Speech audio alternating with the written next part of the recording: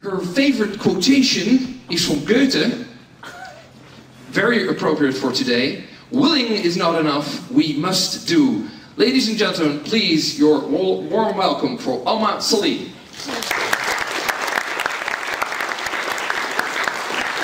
Thank you very much. I feel very honored to be with you this afternoon. Just to give you a little bit of information about me, I am the Director of Housing at Case Western Reserve University. It's located in Cleveland, Ohio, off of Lake Erie in the northern part of the United States. I am responsible for about 3,700 students who live on campus, and the Case Western Reserve University is a private research institution that has 4,000 undergraduate students and about 8,000 graduate students. And so we have 6 professional schools that our students are interested in. Akuho I has been available for the last 51 years, and we are an organization that represents public and private entities that provide student housing all over the world. We are represented by 950 institutions and have about 10,000 members.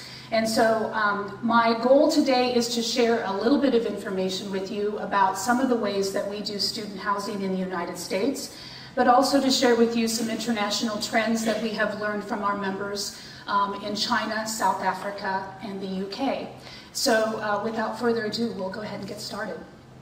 My background is in student development theory, and two of the major theorists, Pasquarella and Terenzini, shared with us in their 1990 revision of their book, How College Affects Students, that the place of residence, or student housing, has a very clear bearing on the extent to which students participate in extracurricular activities, engage in more frequent interactions with their peers and faculty members, and they report positive perceptions of the campus social climate, satisfaction with their college experience, and a greater personal growth and development. That really undergirds what we do in the United States as far as college student development, trying to provide an environment and an experience for those students to be successful. We found that child development theory and adult development theory did not necessarily match the college-age student. And so this particular base of theorists has been around for more than 50 years, and we utilize this really to guide what we do in the United States. Some international trends I wish to share with you. What we are seeing that is pretty typical across all areas in the globe is that everyone is having some sort of an economic issue. We all are dealing in some way with globalization. There are issues with access to education, as well as the role of government, as well as student financing and their ability to pay for their education, and the role of quality housing. A few examples. In China, they have a goal of doubling their population and going to university in the next 10 years, which will be a goal from 15 million students to 30 million students. That 30 million students need a place to stay because many of them are not able to stay at home because they travel long distances to go to the university. There is one campus in particular, Guangzhou University, who built a campus in 18 months for 100,000 students. Isn't that amazing? Not only did they create an island where they could build the housing, but they created student housing, a library, and also classroom space and recreation space for those students. So the market in China is amazing right now in trying to provide top quality student housing, because as you can imagine, building housing for 100,000 students would not necessarily pass the code in the United States, let alone here in Holland. And so that is a pretty amazing number when you think about the access to education. From our colleagues in South Africa, they have started an Akuho I chapter in the last 5 years. And what they have found is that there is such disparity for the housing options in South Africa that they have been able to create a voice for themselves in being able to speak to their government about student issues. And the government is actually calling on our colleagues in South Africa saying, what do we need to do for student housing so that we can create a better experience for them on campus? In the United States, we are at a place with an economic downturn, as I'm sure you are very well aware. that access to education is becoming more and more difficult, especially for those students that do not come from a background of means. And what we have learned from Mark Milleron, who is the Deputy Director of Education for the Bill and Melinda Gates Foundation, is that he has shared with us that this will be the first generation ever that will not be able to break the cycle of poverty, because education is what breaks the cycle of poverty for many individuals. And because of issues related to access to education, this will be the first generation that will not be able to do that.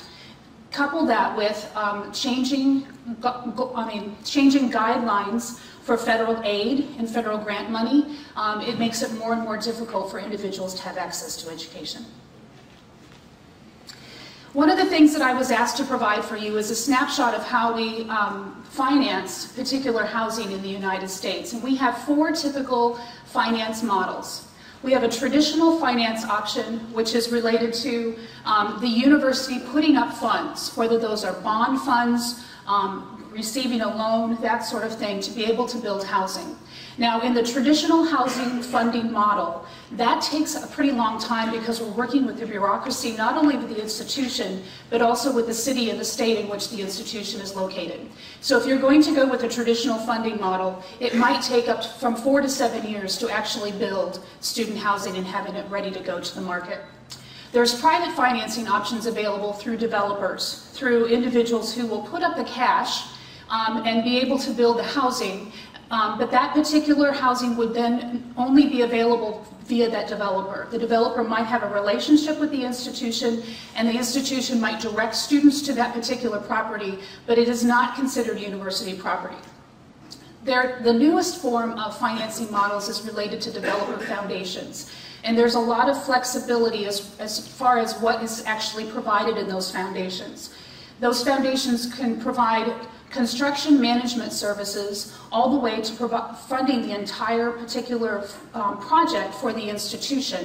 And there's a little bit in between, and I have a slide in just a few minutes to share some more information about that. The final is private foundations through the university, whether that be through the alumni office or those sort of things that can fund. We currently do not utilize those funds or utilize that process very well.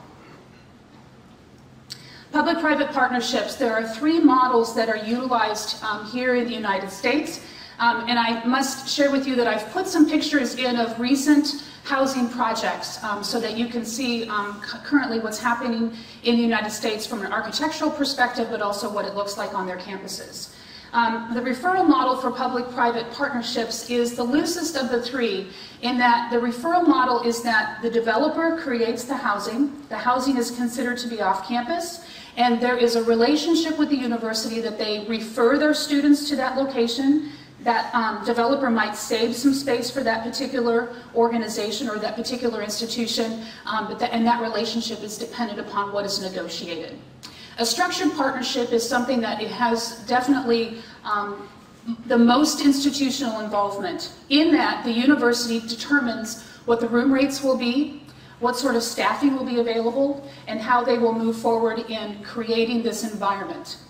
The 4th one is an affiliation model, whereas the developer owns not the property. The university may own the property. The developer owns the project, let's say for a term of 35 years. After that term is over, then the property becomes the institutions, the universities.